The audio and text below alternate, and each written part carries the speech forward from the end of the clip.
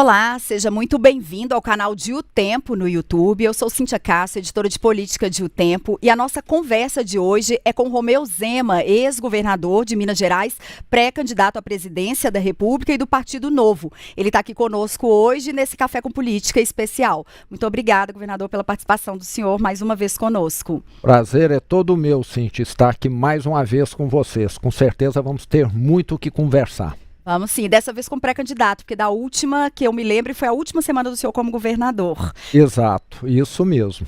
Isso, e aí quem nos acompanha hoje nessa conversa, aqui do meu lado é o Simon Nascimento, que é repórter de política. Muito obrigada, Simon. Obrigado, Cíntia, obrigado, governador. E a gente vai ter uma participação especial em alguns momentos dessa entrevista também com o Edio Ferreira Júnior, que ele é repórter de Brasília e está aqui conosco hoje para conversar com o Romeu Zema. Muito obrigada também, Edio, pela sua participação. Obrigado a vocês e obrigado, governador, por dar essa oportunidade aqui para a gente. Governador, a gente queria começar, o senhor nos contando em que momento que está essa pré-campanha do senhor, né? O senhor já colocou o seu nome, já fez esse lançamento no ano passado, agora o senhor está aí rodando pelo Brasil todo. Como é que está esse momento? O senhor falou sobre um nome possível de vice, o que já está definido, o que não está? E como que o senhor está acompanhando o seu desempenho até nas pesquisas? O senhor acha que precisa melhorar? Como é que está?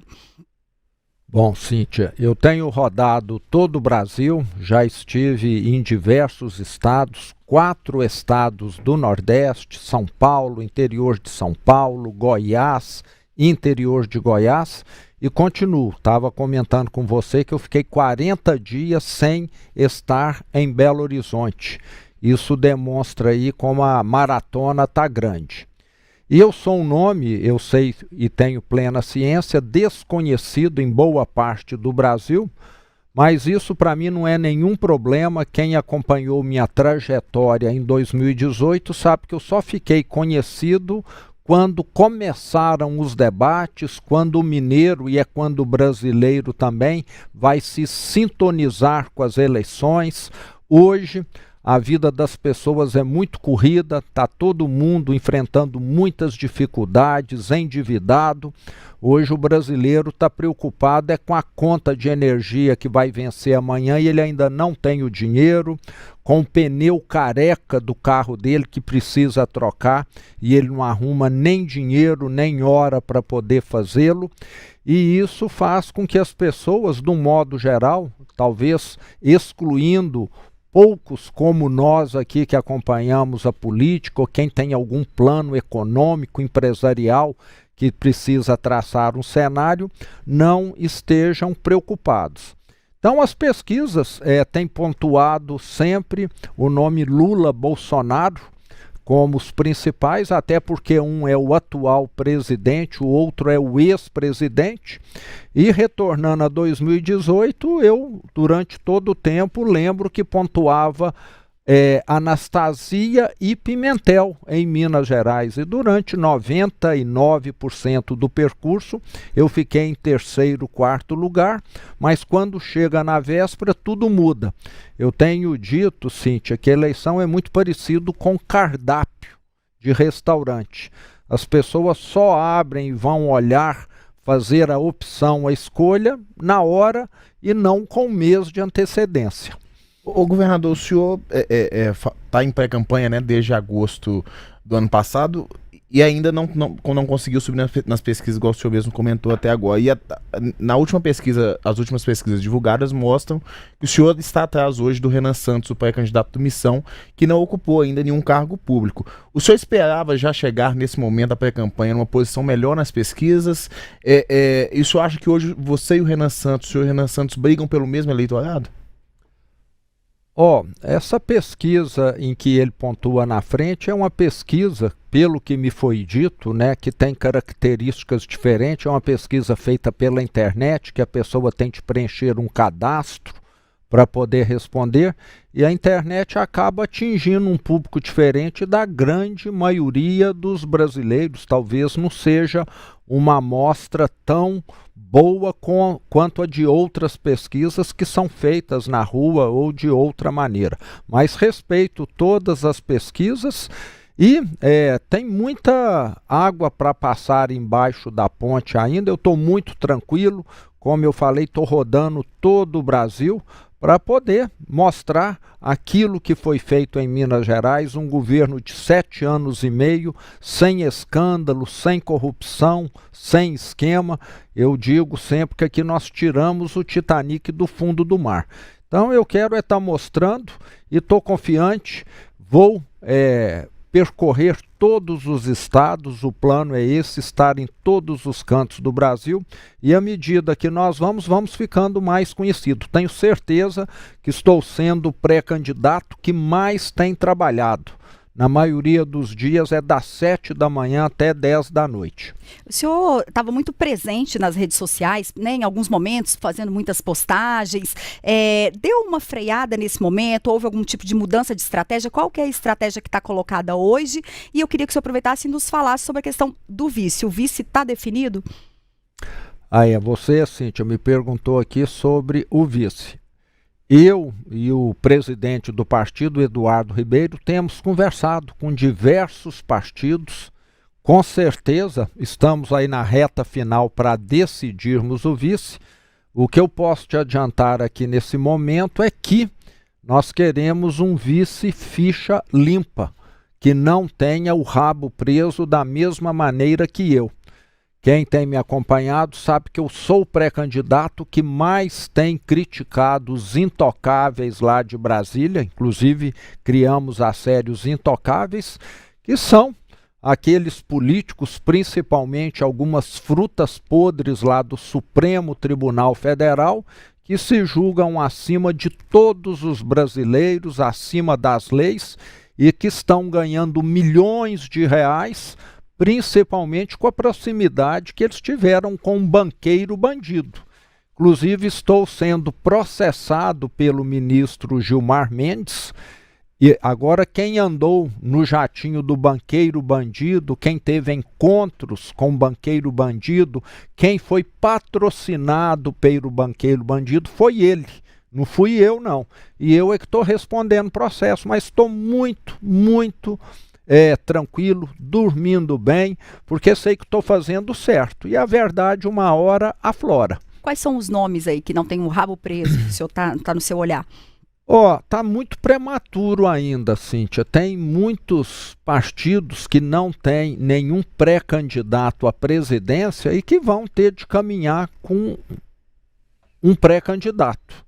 E tem muitos que não querem nem Lula, nem Flávio, nem Caiado, e que com certeza podem estar conosco. Geraldo Rufino seria esse nome, empresário? Geraldo Rufino é um dos nomes que está sendo cogitado. E lembrando que na minha reeleição em 2022, nós caminhamos juntos com 9 partidos em Minas Gerais. Então isso fortalece e é algo que nós estamos aí fazendo com muita atenção, com muito cuidado. Eu citou o ministro Gilmar Mendes, eu queria chamar o Ed Ferreira Júnior, porque ele é o nosso setorista de judiciário, que, né, em Brasília ele cobre o STF, para fazer uma pergunta aí para o senhor. Governador, aproveitando que o senhor fala de judiciário, mas eu quero sair um pouco do STF e falar dos outros tribunais. O senhor, como um presidente eleito do Brasil, o senhor pretende, os outros presidentes já entraram para a história propondo reformas, seja do sistema, reformas trabalhista, reforma previdenciária. O senhor tem algum plano que propõe uma reforma do judiciário? E se tiver, qual seria o primeiro eixo que deveria ser focado dentro de uma gestão do senhor como presidente da República? Édio, eu tenho plano sim. Principalmente no Supremo. Nós temos de lembrar que os últimos ministros que foram para o Supremo, um era advogado do Lula, o outro advogado do partido do Lula, o outro ministro do Lula. Só faltou ele colocar lá a mulher dele, o filho dele, o irmão, o tio, coisa desse tipo. Eu quero que o presidente da República, sendo eu presidente, não tem problema nenhum, tenha menos poderes para poder escolher, para que as escolhas sejam melhores. Como governador de Minas, eu nomeei 14 desembargadores e eu recebia uma lista tríplice. Lista, diga-se de passagem, com nomes muito qualificados. Agora o presidente nomeia quem ele bem entende. Então eu quero esse aprimoramento que alguns institutos, OAB, Superior Tribunal de Justiça, Ministério Público Federal, Senado, façam essa lista de nomes realmente de peso para que o presidente indique. Quero acabar com as decisões monocráticas. Se o Supremo tem de decidir, que ele decida em conjunto. E vou colocar também uma idade mínima para quem for nomeado ao Supremo. Ir para o Supremo Tribunal Federal é quase que o equivalente a ser nomeado, escolhido Papa. E não se vê Papa de 35 anos de idade. Quero 60 anos no mínimo, que seja o coroamento de uma longa carreira no setor jurídico ou no setor acadêmico, como deve ser. E não pegar um júnior lá porque foi advogado do presidente e é colocado. Senador, eu queria perguntar para o senhor, assim, falando um pouco sobre esse momento da pré-campanha, né? A gente acompanhou alguns conflitos, assim, por causa de uns vídeos que o senhor postou mencionando o senador Flávio Bolsonaro, que é pré-candidato também. Como é que está a sua relação dele com ele hoje, assim? Está resolvido? O senhor pacificou ali? Ou o senhor acha que o senhor vai continuar fazendo as críticas que precisam ser feitas? Ô Cíntia, eu já disse o que tinha de dizer sobre ele, né, quando os fatos vieram à tona. Estou muito tranquilo, o que foi dito permanece como dito, mas eu sempre menciono que no segundo turno a direita vai estar unida contra o PT. Lembrando que isso aconteceu recentemente no Chile, que nós tínhamos diversos candidatos pela direita, cada um caminhando lado a lado no primeiro turno, e no segundo turno todos unidos contra a esquerda, e lá no Chile nós tivemos a virada, e até essa virada tem acontecido em todos os países da América Latina. O governador, justamente após, né, essas críticas que o senhor fez aí ao Flávio Bolsonaro, o senhor teve represálias ali muito fortes dentro do Partido Novo, principalmente em diretórios ali mais ao sul do país, que criticaram muito a postura do senhor. Essa questão hoje dentro do Novo, isso está pacificado? Isso de alguma maneira prejudica a pré-campanha do senhor não ter nesse momento, né, ter esse momento de atrito internamente no partido? Como é que está essa questão atualmente? O Simon, está bem tranquila. Eu falo que divergências tem até entre marido e mulher, entre irmãos, dentro de um partido que está presente no Brasil todo, mais ainda. Mas o Partido Novo fez alianças com o PL nos estados do Sul. O Novo aqui em Minas está caminhando com o PSD. O meu apoio aqui é ao governador Matheus Simões.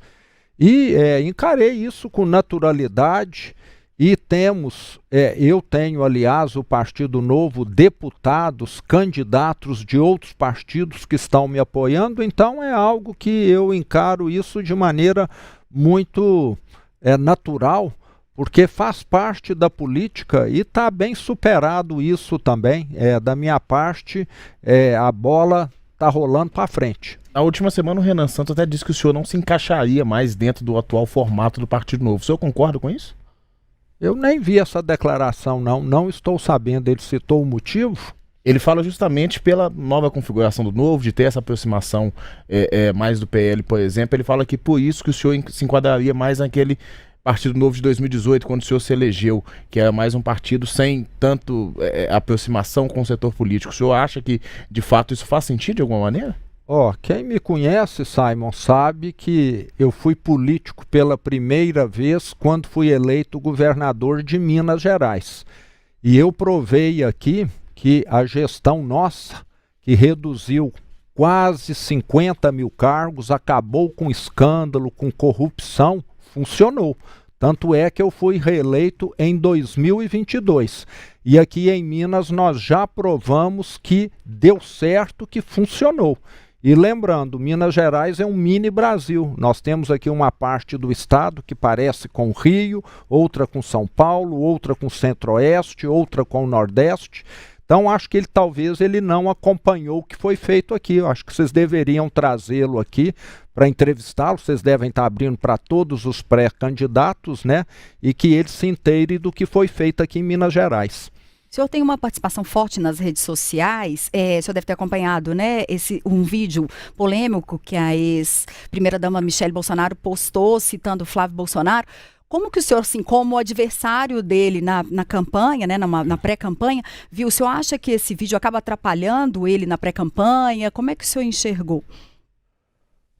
Ô, Cíntia, eu falo que a direita acabou perdendo uma grande oportunidade porque as pesquisas que eram feitas o ano passado apontavam que o melhor pré-candidato pela direita seria o governador Tarcísio de São Paulo. Ele era um nome que tinha menor rejeição, maior aprovação. Infelizmente, o nome dele acabou sendo preterido. E essa questão de divergência familiar é muito difícil de julgar, que eu falo que é mais ou menos briga de marido e mulher, pai e filho. Então eu sinceramente não opino porque não sei o que se passa lá. Ed Ferreira Júnior, vamos mais uma participação aí com alguma questão para o governador Romeu Zema, pré-candidato. Governador, você disse isso, que a sua indicação ao STF passaria aí por um perfil mais técnico. E essa escolha do que o eleitor do senhor pode esperar, a escolha de um próximo ministro do Supremo Federal e o próximo presidente da República tem pelo menos 3 escolhas a serem feitas aí durante o próximo mandato e 4 se o presidente Lula não aprovar essa indicação que tem sido determinada a ele agora. Esse perfil passaria fora de um perfil ideológico as convicções ideológicas do senhor? Como que seria essa sua escolha para um ministro do Supremo Tribunal Federal? O Edio, passaria sim. Eu vou escolher alguém pelo histórico. Foi o que eu fiz aqui com as escolhas para desembargadores. Lembrando, Edio, que quando você escolhe pelo currículo, pelo histórico, pelas realizações, um fato muito interessante aflora: a maior participação das mulheres. Eu fui o governador de Minas que mais nomeou mulheres para o Tribunal de Justiça de Minas Gerais. Durante o meu governo, que também foi aquele que mais teve mulheres em cargos de liderança.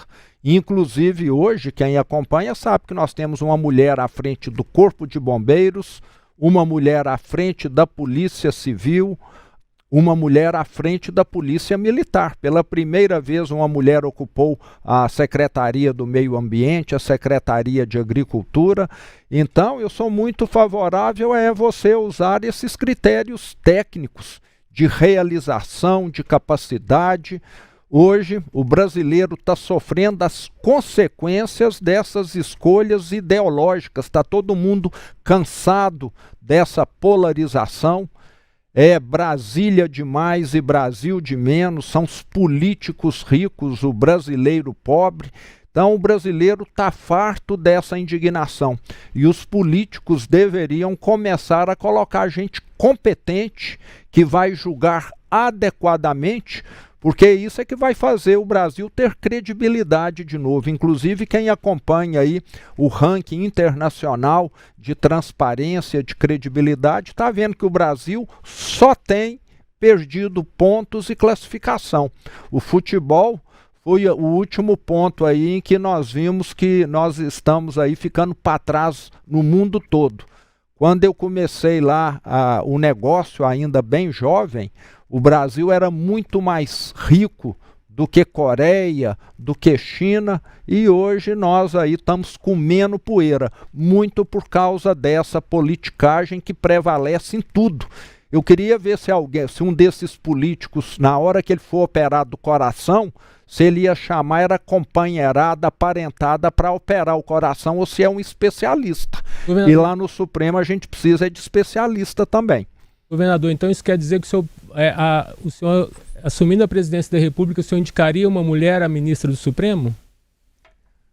Eu não vou falar que é mulher, não. Vou falar que é o mais qualificado. E quando você vai pelo lado da qualificação, tem muita mulher que acaba sendo esquecida, preterida, porque a politicagem gosta muito de homem. Eu tenho dito também, ô Edio, que nós tivemos recentemente esse escândalo do Banco Master, do banqueiro bandido. Olha só que interessante, só homem envolvido. Só. Vê lá se tem uma mulher envolvida. Não tem. Então fica muito claro. Nós estamos aí criando um ambiente masculino na política que tem dominado e muitas vezes para poder só encher o bolso desse pessoal. Tá lá, quem é que pegou jatinho, carona no jatinho do banqueiro bandido? Só homem, não me lembro de nenhuma mulher aí ter pego. Então a presença feminina precisa acontecer e não vai ser feita por causa de cota, não. Vai ser feita por causa de mérito. As mulheres estão sendo esquecidas. Senador, eu queria que o senhor falasse um pouquinho em relação à área de segurança pública, né? Com o senhor como governador, era uma área que o senhor sempre, né, defendeu que precisa, né, melhorar. E pensando como presidente, eu queria focar no Rio de Janeiro, que é a cidade, né, mais turística e que vive aí uma violência muito grande, tanto pelas facções quanto pela milícia. Como que o senhor vê isso e de que forma que um presidente poderia agir e às vezes não age, tanto nesse governo quanto no passado, e que o senhor acha que seriam medidas essenciais para a criminalidade no Rio de Janeiro? Correto, Cíntia. Cíntia, eu sou gestão chão de fábrica. Durante toda a minha vida eu fui ver outras empresas, o que elas faziam, como funcionavam. E o ano passado eu peguei o nosso secretário aqui em Minas Gerais de Segurança Pública, o Rogério Greco, e nós fomos lá conhecer pessoalmente, conversar com o governo, com as pessoas da experiência mais bem sucedida da humanidade em redução de homicídios. 99% de redução de homicídios em 4 anos. Estou falando de El Salvador. Aquilo que foi feito em El Salvador é plenamente possível de ser feito aqui no Brasil. O que foi feito lá foi o seguinte: era um país infestado, dominado pelas organizações criminosas. Qualquer semelhança com o Brasil é mera coincidência. E todas as facções, todas as organizações criminosas foram equiparadas, enquadradas como organizações terroristas. E feito isso, pena mínima de 25 anos. Sem nenhum direito de benefício, saidinha, visita íntima, etc. Além disso, quando se declara essas organizações como terroristas, toda a força do Estado é usada para combater. É o Exército, é a Marinha, a Aeronáutica, a Receita Federal, a Polícia Federal, o COAF e por aí vai. O Estado tem uma força enorme. Só que aqui no Brasil parece que tem tanto bandido dentro do Estado que eles não querem combater a bandidagem. E quem que está pagando a conta são as pessoas de bem. Eu já fui assaltado 3 vezes, roubado celular. Eu penso que alguns de vocês já, quem está nos acompanhando, a mesma coisa. E na hora que nós fizermos isso, encarceramento em massa, a bandidagem começa a melhorar. O sistema prisional brasileiro dá conta de uma política dessa, governador? Na hora que o custo sobe, Simon, a criminalidade já cai automaticamente. Num primeiro momento, você pode até ter de construir presídios, mas a longo prazo, como o custo fica muito alto, o bandido muda de profissão.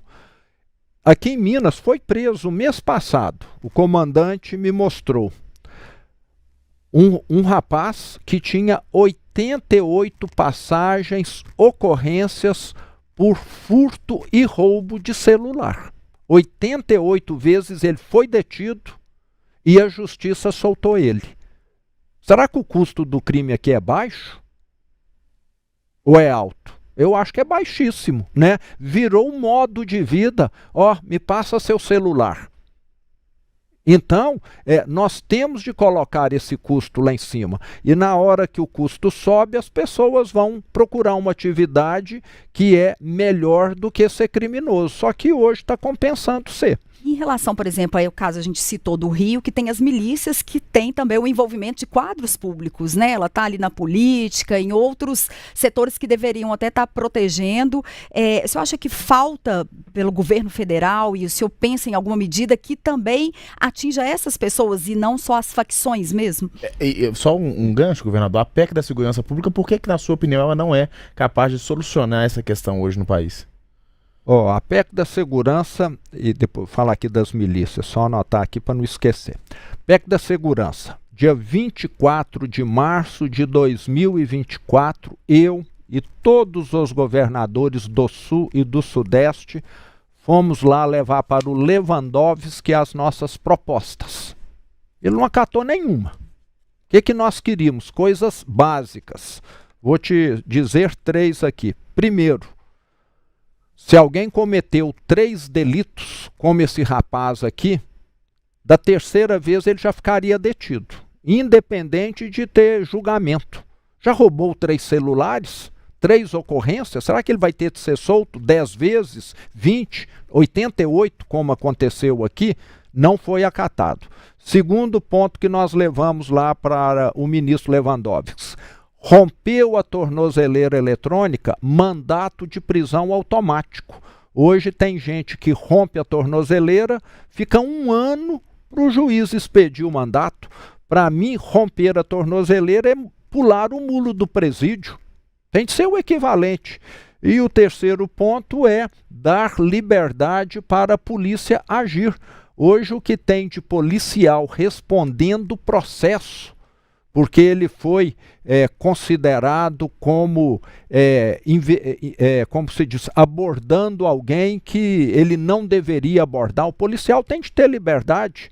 A mesma coisa que um policial aborda alguém que tem a característica X e amanhã ele recebe um processo de ser X-fóbico. Alguma coisa nessa linha. Então, são mudanças necessárias. Crime de adulto, pena de adulto também. Sou favorável à revisão da maioridade penal, se possível para 14 anos. O custo do crime tem de subir e a operação policial tem de ser facilitada. Hoje a polícia fica de pés e mãos atados na hora de abordar alguém, na hora de ir numa casa que viu que o bandido entrou, mas ele precisa de uma autorização do juiz para entrar naquela casa, que às vezes o bandido pode estar lá até com alguém meio que sequestrado. Então é uma dificuldade enorme que o policial enfrenta hoje. E as milícias, o que o senhor acha que precisa ser feito? Vai nessa mesma linha. Eu vou muito na linha, Cíntia, de que é necessário nós também endurecermos as penas para quem está dentro do Estado e se envolve com crime, como já existe em vários países, como se fosse uma traição à pátria ou uma traição ao povo, porque um policial que é remunerado pelo Estado, que remunera porque cobra impostos das pessoas, e esse policial, se porventura estiver dando cobertura aos criminosos, ele é um grande traidor, você concorda? Ele não é só um criminoso. Então eu sou favorável a ter um agravante para quem está dentro do Estado, deveria estar prestando um serviço ao cidadão e, na verdade, está lá prestando serviço para bandido. Esse custo tem de subir muito mais do que os outros que eu falei aqui. O senhor falou da redução da maioridade penal, se possível, para 14 anos. Como que seria isso, governador? A ideia é colocar esses jovens, por exemplo, no mesmo sistema punitivo do que bandidos que já têm ali uma ficha criminal extensa de anos. Como é que funcionaria na prática esse modelo que o senhor pensa? Não, seria lógico prisão para pessoas mais jovens, né? Não dá para misturar lá um jovem de 14, 15 anos com alguém de 30, 40. Mas a pena seria a mesma, porque o crime é de adulto. Eu não estou falando de furto, não, né? Eu estou falando de estupro, de assassinato, né? Tem um caso que ficou notório recentemente na Inglaterra. um menino de 9 anos, pegou lá um bebezinho e pôs ele na linha do trem para ver o que ia acontecer na hora que o trem passasse em cima. Eu acho que qualquer pessoa com qualquer idade tem que ter um bom senso. O menino pegou pena de adulto lá. Tem a prisão lá para jovens. Então, nós precisamos ir nessa linha aqui. No Brasil, nós criamos a ideia de quem é menor de idade, se matou alguém, fez isso que meio que por engano, meio que porque ainda não sabe o que é da vida. Se matou, com certeza sabe, sim. E não precisaria de medidas de socialização também, se eu não defendi isso, por exemplo, no caso dessa criança que acabou, né, cometendo essa situação? Eu não acredito em Papai Noel. Eu acho que um serial killer, um estuprador, tem de ficar detido para sempre, porque é só questão dele ter outra oportunidade que ele vai ter. Acho que muitos são passíveis de recuperação, mas determinados crimes nós temos de lembrar, como aconteceu aqui em Minas Gerais, que teve uma saidinha e que um policial acabou sendo morto há 2 anos atrás, e isso custa muito caro para a sociedade. O brasileiro hoje, a maior preocupação dele é a segurança pública.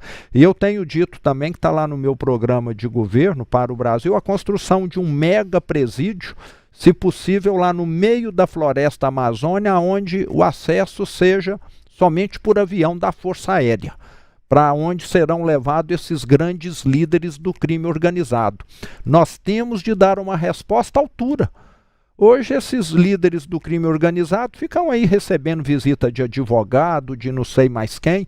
Parece que ser criminoso aqui no Brasil é um bom negócio. Nós temos de mudar isso. E o pior, Cíntia, investir numa empresa, pagar impostos, fazer tudo de acordo com a lei, é dificílimo. Ser bandido é fácil, trabalhar difícil e ganhar pouco e enfrentar complicações do Estado. Edio Ferreira Júnior. Governador, o senhor foca muito suas críticas ao Supremo. Eu queria falar com o senhor do Tribunal de Contas da União, que dentro do seu discurso de corte de privilégios, o senhor acha que esse modelo de indicação de ministros do TCU ainda faz sentido?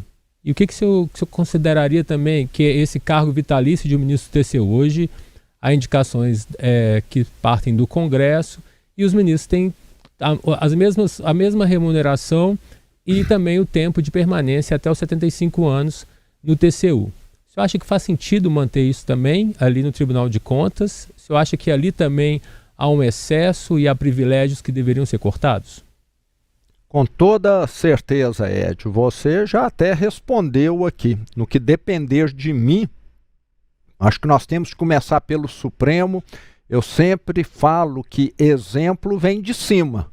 Aqui em Minas, quando eu fui eleito governador, abri mão de todos os privilégios, mordomias e exigi de quem foi trabalhar comigo. Você querer exigir dos outros e não fazer não resolve muito, não. E não é só do Tribunal de Contas da União, não, dos estados. Nós temos muitos estados no Brasil, você deve acompanhar melhor do que eu, que está lá no Tribunal de Contas do Estado a primeiras damas dos estados. Acho que aqui isso em Minas até foi tentado. Só que aqui acho que o pessoal ficou tão indignado que na época não aprovou.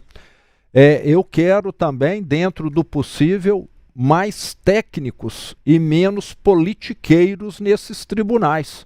Acho que o fator político precisa sempre ser considerado, ponderado, mas num tribunal como o daqui de Minas Gerais, que tem 7 membros, se não me engano, é 7 mesmo?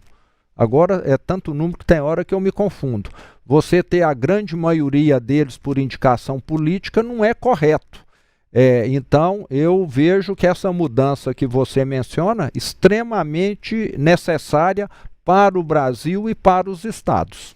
Senador, a gente está caminhando para o fim, mas eu queria aproveitar para a gente fazer pelo menos umas 2 perguntinhas aqui de Minas Gerais, pensando na pré-candidatura do governador Matheus Simões, que ainda não despontou, né, nas pesquisas, ele tem o apoio do senhor. Eu queria perguntar, o senhor pensa ou pensou em algum momento que o senhor poderia estar atrapalhando a campanha dele aqui, uma vez que o PL, por exemplo, diz que não está com ele, porque ele declara apoio do senhor? E como é que vai ser isso na campanha? Vocês vão estar junto ali?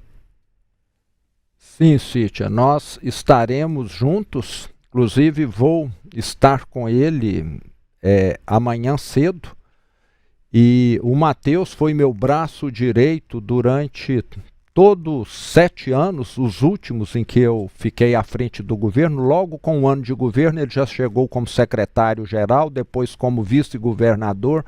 Quem o conhece sabe que é uma pessoa brilhante, extremamente competente, mas era desconhecido. Então ele está fazendo aí o trabalho, já rodou Minas Gerais nos primeiros 100 dias dele como governador. O grau de conhecimento dele, pelo que eu acompanhei, melhorou muito. Tanto é que não está surgindo aí ninguém que queira disputar o governo do estado. E lembrando que a situação de Minas está longe de ser uma situação favorável em termos de caixa. Minas ainda tem uma dívida muito grande.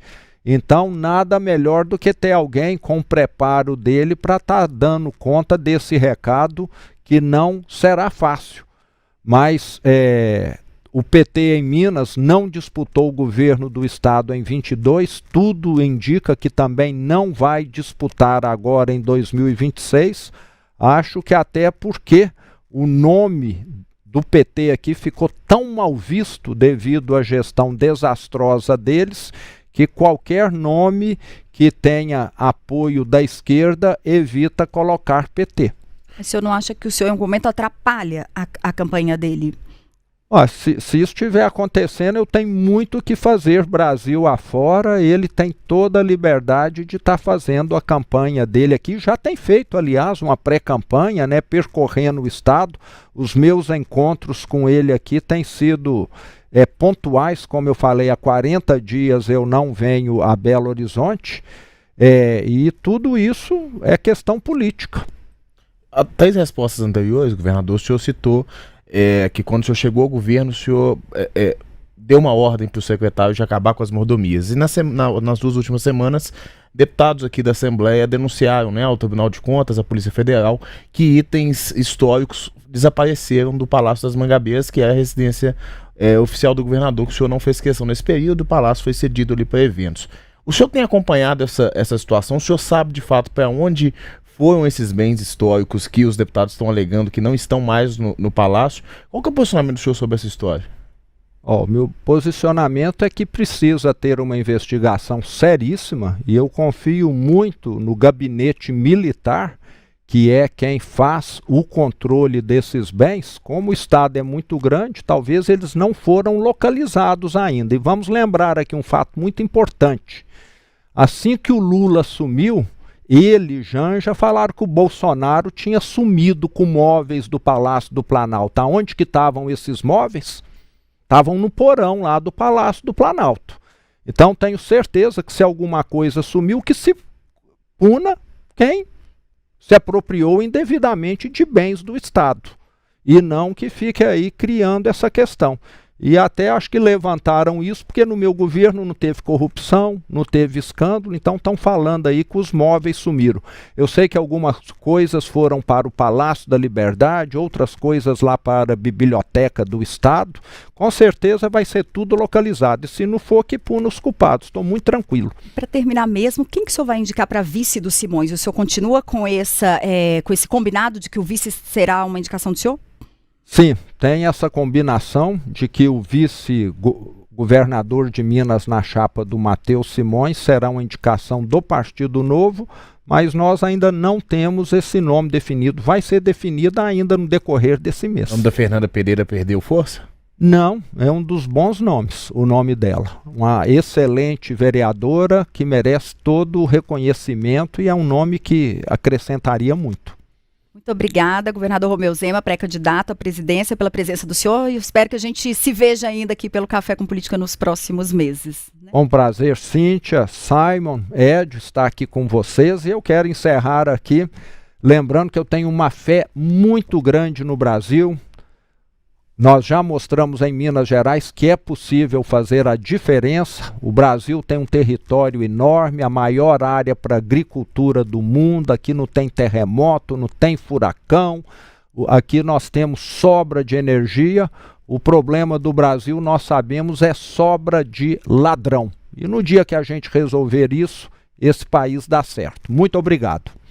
Muito obrigada, Simon Nascimento, muito obrigada por mais essa entrevista. Edio Ferreira Júnior também, que a gente possa fazer mais entrevistas juntos. E a vocês que nos acompanham, essa entrevista vai estar disponível na íntegra no nosso canal de O Tempo, no YouTube, também nas nossas redes sociais, no portal otempo.com.br e no nosso jornal impresso. Muito obrigada e até a próxima.